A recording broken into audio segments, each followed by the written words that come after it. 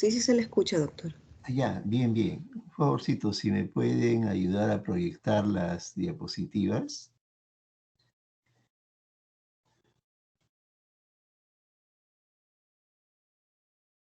¿Se observa, doctor? Sí, sí, sí.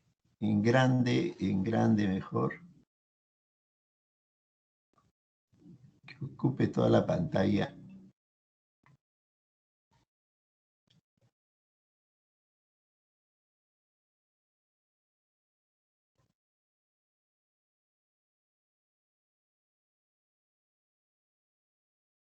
Ya, doctor, ¿sí se observa?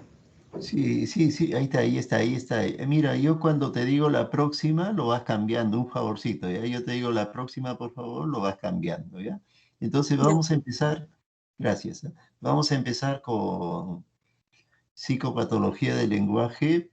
Vamos a describir de repente las alteraciones que se presentan, como la doctora ha mencionado, dentro de la psicopatología están los síntomas y signos que se presentan en las diferentes alteraciones de los trastornos mentales y eso lo vamos a encontrar haciendo el examen mental a los pacientes, ¿no?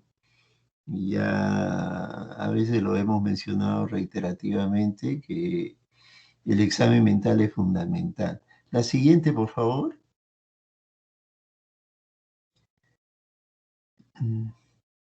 Entonces, vamos a hacer con una leve introducción. El lenguaje es una capacidad exclusiva de la especie humana que ayuda a una mejor comunicación. La siguiente, la palabra nos permite establecer un discurso en el cual podemos hablar con el paciente, puede ser un discurso normal o un discurso también de tipo terapéutico también. Y a veces, en algunos casos, una de las barreras es el idioma, ¿no? A veces si tienen personas que están de diferentes nacionalidades, ahí se produce una ligera barrera. Eh, Vamos a seguir la siguiente. Entonces tenemos nosotros que tener en cuenta que dentro de la comunicación existen la comunicación verbal y la comunicación no verbal. El ser humano somos seres racionales, entonces, y somos capaces de pensar.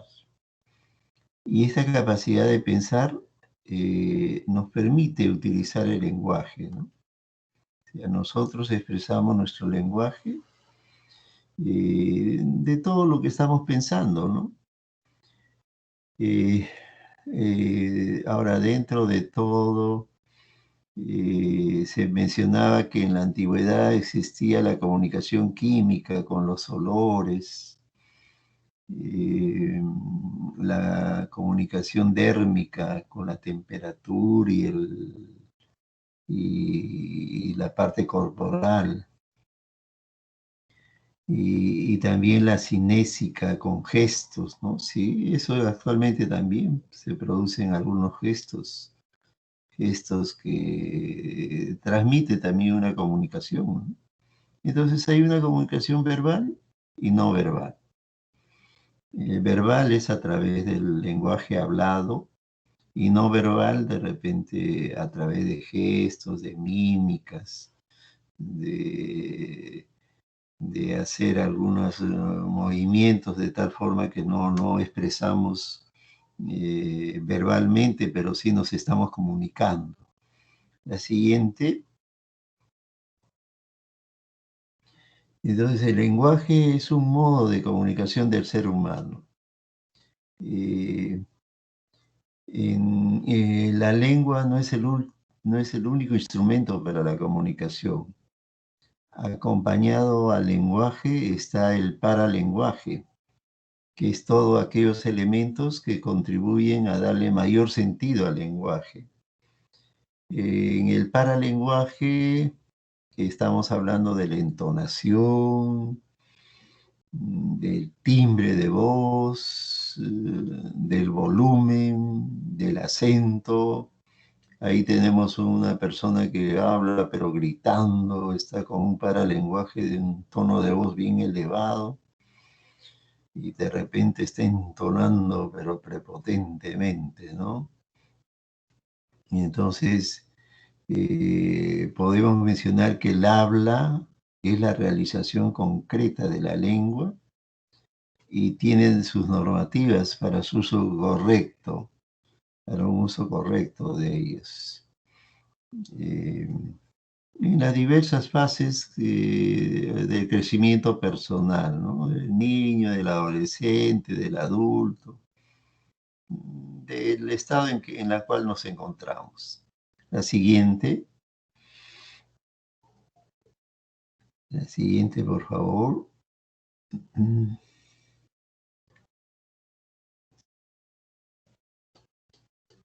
Vamos a ver. Entonces, cuando nosotros hablamos, y es necesario hablar para comunicarnos, y a través del hablar estamos transmitiendo información, una información que lo hablamos a través de mensajes, ¿no? El mensaje llega de repente a través de un emisor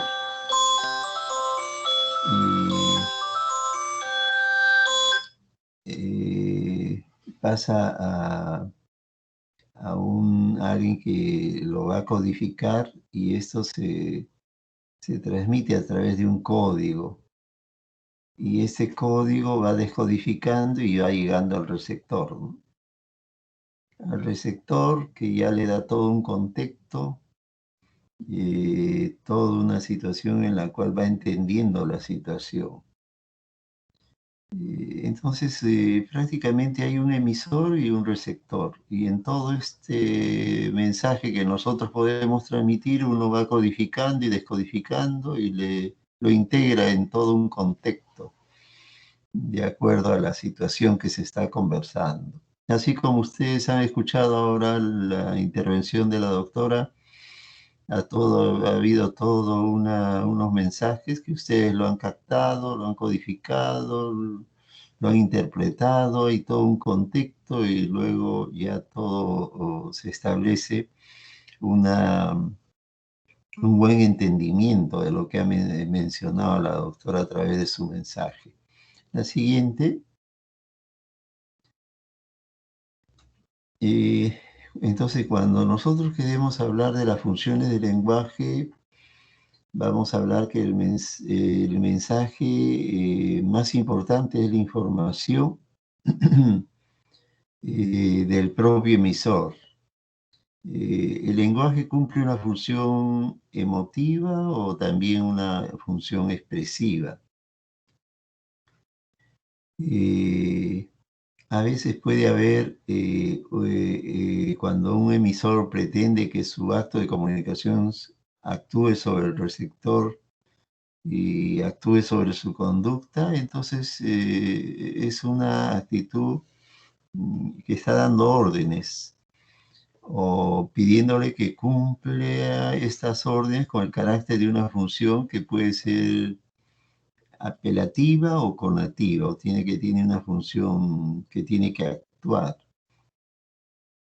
Eh, Se usa también el lenguaje para hablar del lenguaje, netamente del lenguaje, y esa sería una función metalingüística.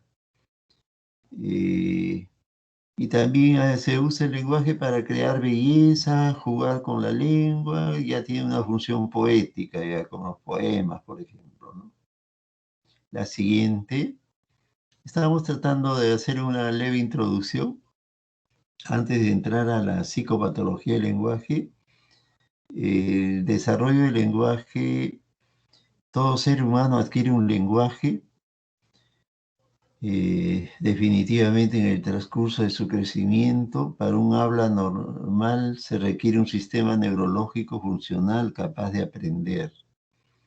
los niños desarrollan los elementos básicos del lenguaje en el transcurso de su crecimiento, ¿no? Prácticamente conforme va creciendo ya va mencionando algunas sílabas, después las palabras, de repente poquito a poco ya va estructurando un lenguaje más amplio, pero es poco a poco, es poco a poco. La siguiente,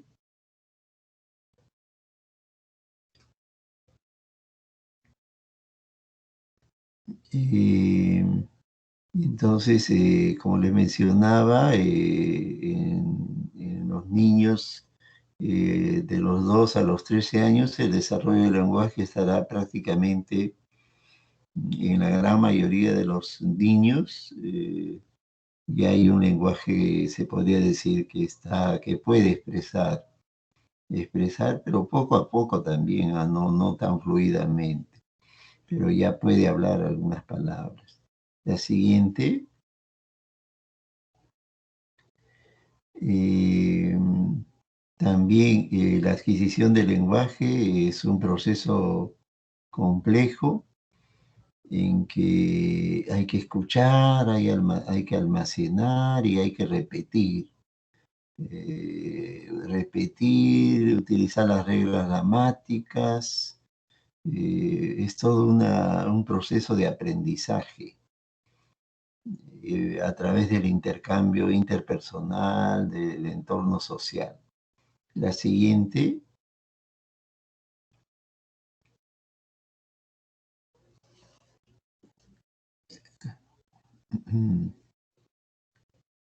la siguiente, por favor.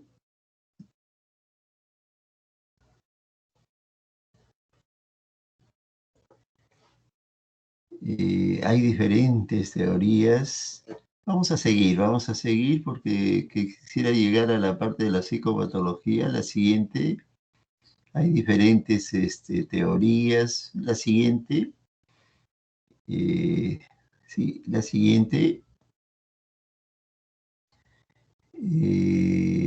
Entonces, la anterior, dentro de la anterior, en la historia clínica es importante recopilar siempre, eh, bueno, dentro de los mecanismos neurológicos del lenguaje, la capacidad para establecer un lenguaje está íntimamente ligada a la integridad de la relación de la corteza cerebral situada en la cisura de Silvio. Hay dos áreas imprescindibles. Se menciona que está el área de Wernicke, que está en la región posterior del lóbulo temporal izquierdo, eh, que decodifica el lenguaje procedente de la audición, y el área de Broca, que está en la circunvolución frontal inferior posterior izquierda, que está conectada con las neuronas motoras de los músculos otorrinolaringofaringios. Es el área de Broca. Estas dos áreas son importantes. Son áreas de la corteza cerebral. Eh, la siguiente. Ujú. La siguiente. Dentro de la exploración del lenguaje en la historia clínica es importante recopilar cuándo se produjo una alteración, cómo se inició, cómo se ha ido evolucionando, qué factores influyen. Y dentro de las patologías médicas existen diferentes patologías. Y en la historia clínica se tiene que evaluar si hay un lenguaje espontáneo, hay repetición de palabras o frases, hay una comprensión del lenguaje o no hay una comprensión, la facilidad de nombrar objetos por parte del paciente, si realiza una buena lectura o tal vez una buena escritura. La siguiente. A veces uno puede preguntarle al paciente que señale dónde se encuentran las imágenes de algún animal, por ejemplo, o que dibuje un rectángulo en algún lugar de la hoja, o que escriba algún término, ¿no? Se le puede ir explorando poco a poco. La siguiente, existe unas evaluaciones neuropsicológicas que lo hacen los neuropsicólogos y aplican diferentes tipos de test. La siguiente,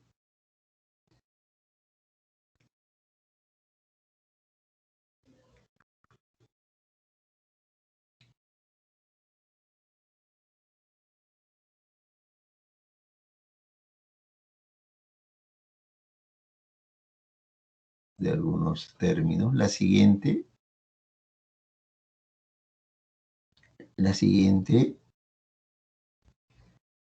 bueno, dentro de las alteraciones, la fluidez verbal también se mide a través de la cantidad de palabras en un periodo de tiempo determinado, ¿no?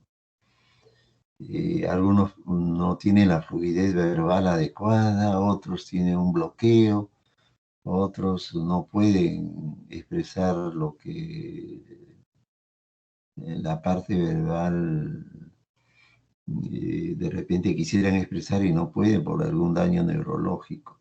La siguiente,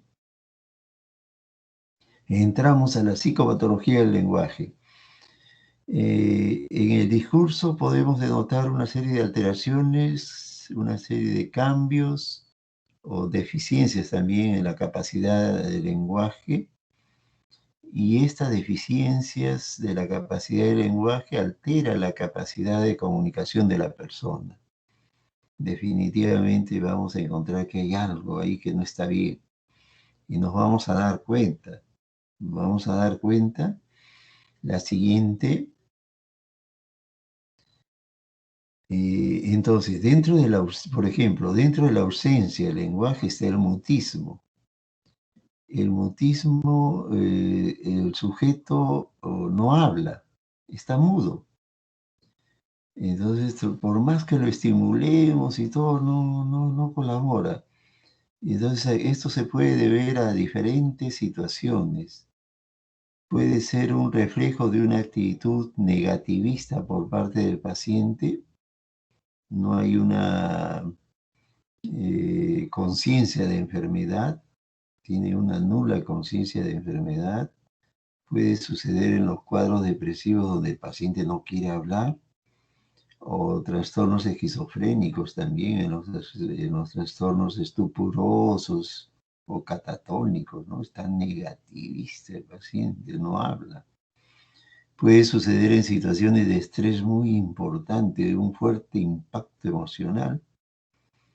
Bloquea prácticamente el lenguaje con una incapacidad para articular palabras por el estado de ansiedad que tiene el paciente, una situación de estrés muy, muy acentuada. Pueden haber ideas delirantes también, donde la idea delirante es prácticamente negativa de parte del enfermo a comunicarse por sus ideas patológicas, ¿no? Porque puede pensar que uno le quiere hacer daño, entonces él prefiere quedarse callado.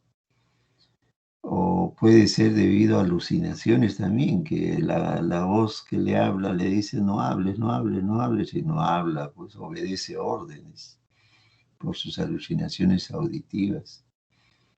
Y puede haber trastornos histriónicos también de la personalidad, deseo de llamar la atención, y prácticamente está como desmayada, pero abre los ojos, mira alrededor, pero no quiere hablar, no habla, o no quiere, o no, o en ese momento está tratando de llamar la atención y no produce ninguna expresión, se permanece con ese mutismo. Entonces el mutismo es cuando el sujeto no habla y puede deberse a varios factores. La siguiente, La simulación también puede haber. Hay pacientes simuladores que aparentan que tienen una enfermedad mental y no la tienen. Y no quiere comunicarse también. Hay otras enfermedades que ya son defectos sensoriales, una sordera, por ejemplo, no va a escuchar, que nos va a responder. Eh, en el autismo se menciona que el 40% de los niños autistas nunca adquieren la capacidad del habla comunicativa. Eh, Después existe también el mutismo selectivo, electivo o electivo, denominada también afasia voluntaria también. La siguiente,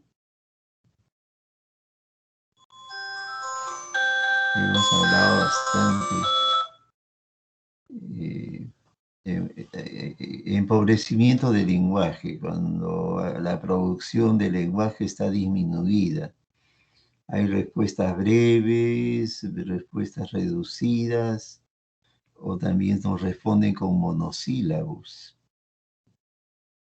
Y eso puede ser debido a un nivel educativo bajo, a una alteración de la inteligencia, que puede ser un coeficiente intelectual disminuido, un retraso, de retraso mental, ¿no? Entonces no va a haber una buena comunicación. En lesiones orgánicas también, ¿no? En lesiones orgánicas con daño a nivel cerebral por una hemorragia cerebral o un infarto cerebral que dañan los centros del lenguaje, va a haber. En trastornos esquizofrénicos también pueden haber interferencia en los procesos de atención y no está atento a lo que nosotros le podamos preguntar y no hay un empobrecimiento del lenguaje. Y hay trastornos también afectivos que hacen que se identifique el lenguaje, por ejemplo, los trastornos depresivos, ¿no? El paciente muestra poco interés eh, y el tiempo de latencia de la respuesta se haya muchas veces como que se demore responder. Nos damos cuenta que hay un empobrecimiento del lenguaje. Y hemos hablado del mutismo, no habla. Hemos hablado del empobrecimiento del lenguaje, donde hay una producción del lenguaje disminuida. La siguiente,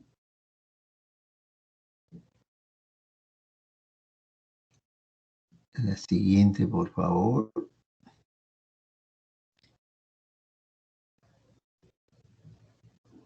Aló. Es la siguiente diapositiva. Ahora, vamos a hablar de trastornos del ritmo, estamos entrando ya dentro de la psicopatología del lenguaje, ¿ah?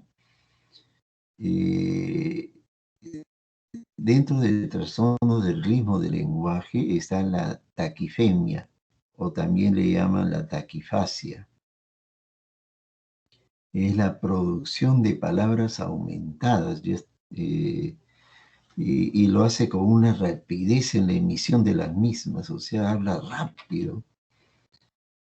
Y la compulsión al estar hablando continuamente a ese paciente que habla pero no para, tienen un término psicopatológico que le llamamos logorrea o verborrea. Es la compulsión al estar hablando continuamente y no para, sigue hablando.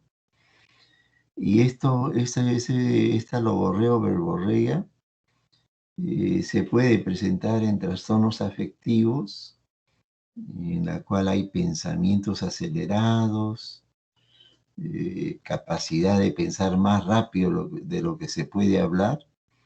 Generalmente puede producirse en los pacientes con trastorno bipolar en la fase maníaca, en los trastornos orgánicos también, intoxicaciones por psicoestimulantes, que afectan la capacidad de inhibición. Y también cuando hay ansiedad, ¿no? Hay un motivo frecuente de hablar rápido. Entonces, cuando uno tiene verborrea o logorrea, el paciente habla y no para. Y puede ser en los trastornos, como le mencionaba, en los trastornos maníacos, ¿no? Y tienen una verborrea, hablan y no paran. En intoxicación por psicoestimulantes también, o en una ansiedad, el paciente quiere hablar porque se siente mal, pues quiere contar lo que siente. La siguiente,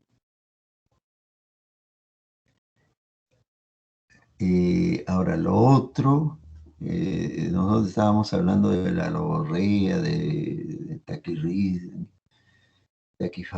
ahora vamos a hablar cuando ya baja, cuando hay un lentecimiento en la emisión del lenguaje. Cuando hay un enlentecimiento en el lenguaje ya hablamos de bradifemia o bradifasia. En el anterior hablamos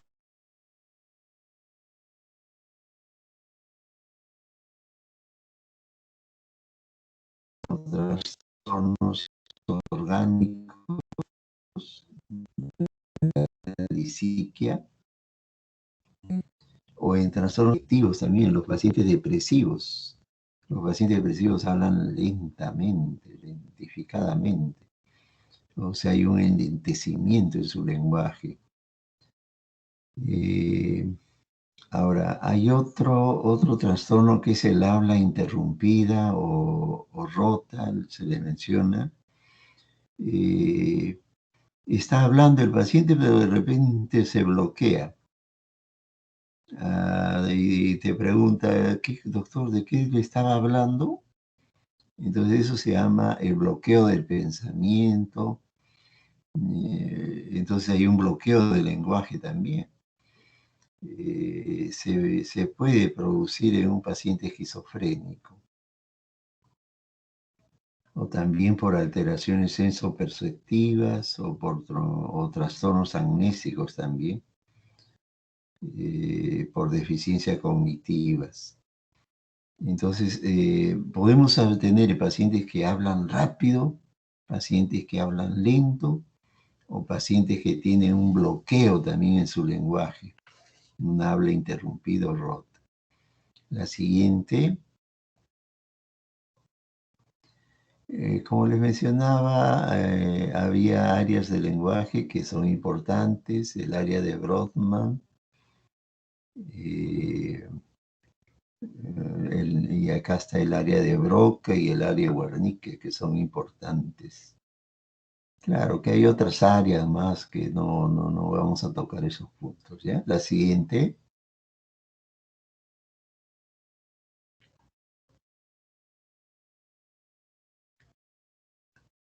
Dentro de trastornos de la fonación y articulación de lenguaje en los niños, puede haber afonía o disfonía. Una afonía, falta de voz, o disfonía, alteración en la emisión de la palabra también. Y eso puede producirse por alteraciones en el noveno par craneal, una situación de gran carga emocional, o también puede haber una disfonía espasmódica por contracción en las cuerdas vocales, y ahí ya son trastornos orgánicos, ¿no? Ahora, existe también otro término que es la dislalia, dificultad para emitir sonidos claros. En estos casos puede haber alteraciones en el desarrollo del lenguaje, defectos del aparato fonador, trastornos oral motor, en la cual cuando hay hendiduras palatinas, ustedes habrán escuchado a algún paciente así y tiene dificultad para verbalizar, para hablar, para que le entiendan también. La siguiente. mm, y tenemos así diferentes tipos de alteraciones que se van produciendo como la disartia, que es alteraciones en la articulación del lenguaje por problemas físicos. También la espasmofenia, que es la tartamudez, que es un bloqueo intermitente a la hora de pronunciar una palabra. Pero vamos a ir avanzando porque estamos tocando temas a veces que de repente lo vamos a ver, pero lo que vamos a ver después frecuentemente vamos a ver dentro de los trastornos iterativos del lenguaje. Se menciona, por ejemplo, la verbigeración, repetición carente de sentido de las mismas palabras. El paciente repite las mismas palabras o las mismas frases. Eso ya se llama una verbigeración. Eso podemos encontrar en los pacientes con trastorno mental. Verbigeración. La palilalia o estereotipia verbal, también hay una repetición eh, uniforme de palabras o sílabas. En la verbigeración había repetición de las mismas palabras o las frases, pero en este caso en la palilalia puede haber repetición de alguna palabra o sílabas en forma así repetitiva. Y otra cosa que es bien frecuente, que ustedes lo van a escuchar en los pacientes, es la coprolalia. La coprolalia, y ustedes siempre lo van a escuchar eso, el paciente está coprolálico, dice, es la inclusión en el vocabulario. El paciente comienza a hablar, pero habla palabras obscenas o palabras groserías que de pronto le sale al paciente, que puede ser por diversos factores, ¿no? Por factores educativos, factores ambientales, o por trastornos de la Tourette, que se acompaña de tics motores también. Pero en los pacientes esquizofrénicos frecuentemente escuchamos también paciente que está coprolalia o está hablando groserías y no tiene inhibición en ese sentido. Entonces, cuando ustedes escuchen a un paciente que está hablando groserías durante la entrevista o algo así, entonces nosotros decimos este paciente está con coprolalia. Y ecolalia es repetición de palabras o frases dichas anteriormente por el interlocutor. Es cuando uno entrevista a un paciente y le dices, señor, ¿cómo está usted? Y el paciente te repite, señor, ¿cómo está usted? Uno le dice, ¿cómo te sientes? Y el paciente repite lo mismo de las palabras del interlocutor. ¿Cómo te sientes? Y entonces estamos haciendo que como si hubiera un eco, ¿no? Eso se llama ecolalia. Entonces ya tenemos dos términos que lo vamos a encontrar frecuentemente, a la coprolalia, cuando habla groserías un paciente, escuchamos así, ya este está con coprolalia. Un paciente que repite lo que nosotros le estamos hablando es ecolalia. La siguiente,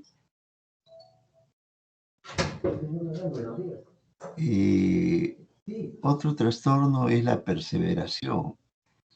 Y la perseveración son dentro de los trastornos iterativos del lenguaje, es la repetición persistente de palabras con alusión a un mismo tema a lo largo de diferentes momentos de la conversación.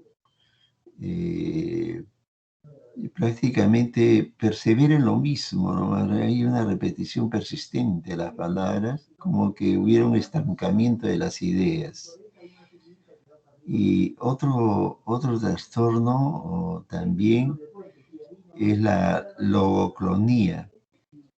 Es una repetición incesante de una sílaba, usualmente que Mira, repetición de una sílaba nada más, de una sílaba, pero incesantemente.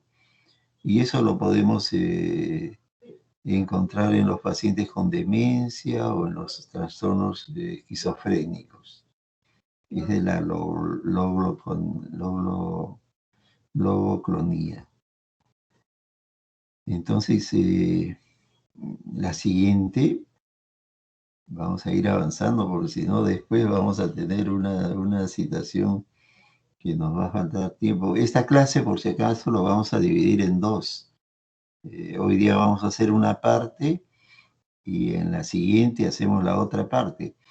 Aquí estamos hablando alteraciones del modo, lo vamos a mencionar nada más, porque en la próxima clase a prácticamente mencionar y ver cuál es la característica de cada uno. Alteraciones del modo, la circunstancialidad, el lenguaje vago, lenguaje insípido, lenguaje prolijo, descarrilamiento del lenguaje, tangencialidad, parafasia, circunloquio, perifrasis de uso. Vamos a irlo a descripcionar en la próxima, vamos a mencionar de cada uno de ellos de qué se trata. La siguiente. La siguiente.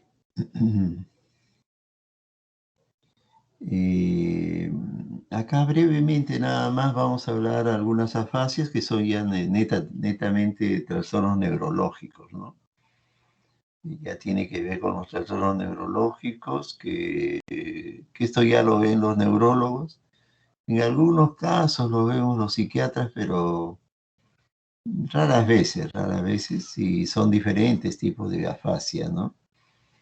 Que afasia de Broca, afasia Wernicke, afasia global, eh, afasia de conducción. Hay diferentes tipos de afasia, pero ya son mecanismos ya de tipo neurológico. La siguiente, dentro de los trastornos específicos de desarrollo del habla y del lenguaje, puede haber trastornos específicos en la pronunciación. Sí, se puede producir, algún paciente puede tener dificultad en la pronunciación. Puede haber trastornos en la expresión del lenguaje también, o puede haber trastornos también en la comprensión del lenguaje. Entonces son situaciones que se pueden producir y habría que ir explorando de acuerdo a la historia clínica, ¿no? La siguiente. Muy bien, creo que hemos terminado la clase teórica de hoy, pero en la próxima sí vamos a, vamos a hacer la clase teórica 2, donde sí ya vamos a tocar específicamente sobre la psicopatología del lenguaje y de lo que vemos más frecuentemente dentro del área clínica, del área de la entrevista médico-paciente, de lo que vamos a hallar constantemente, pero que de todas maneras ahora hemos tratado de englobar a todo lo que podemos encontrar dentro de los trastornos del lenguaje, pero algunos son de manera teórica y de los que yo le estaba haciendo resaltar es lo que más frecuentemente vamos a encontrar. Por ejemplo, ya ustedes ya saben lo que es la coprolalia, ¿no? Coprolalia, definitivamente ahí están hablando de la coprolalia, es un paciente que está grosero, que habla groserías. Cuando hablen a ustedes de un paciente que está con verborrea, es un paciente que está hablando y hablando y hablando y no para.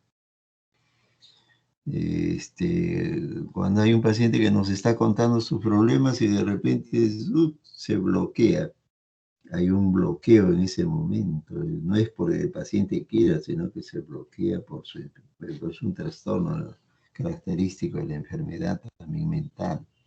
es un bloqueo. Entonces, y así vamos a ir mencionando lo que nosotros vamos hallando frecuentemente. Y, y a través de mencionar frecuentemente, ustedes se van a quedar con esos términos que lo van a usar en sus hallazgos psicopatológicos en sus pacientes. Y hablar lentificadamente, que ya saben que es en paciente depresivo. Hablar aceleradamente puede ser en paciente maníaco.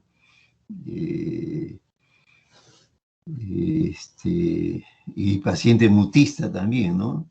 Ya veo, ustedes prácticamente hay algunos términos que ustedes ya se la saben, pero que en la práctica diaria con los pacientes mismos, ustedes rapidísimo van a sacar su conclusión. Un paciente que lo estamos entrevistando y no nos quiere hablar, el paciente está mutista. ¿Por qué está mutista? Eso ya lo vamos a ir precisando. Muy bien, entonces cada grupo se va a integrar a su grupo con su docente. Mi grupo, vamos a hacer una pausa, vamos a empezar a las 9:30 con mi grupo. Nos organizamos bien. Entonces, damos por culminado la clase teórica. El siguiente sábado, perdón, hacemos esta segunda parte del trastornos del lenguaje, de psicopatología del lenguaje, ¿eh? Muy bien. Doctor, muchas gracias. Muy Buenos bien. días. Buen día, buen día. Mis alumnos, si se quedan en la misma aula, por favor.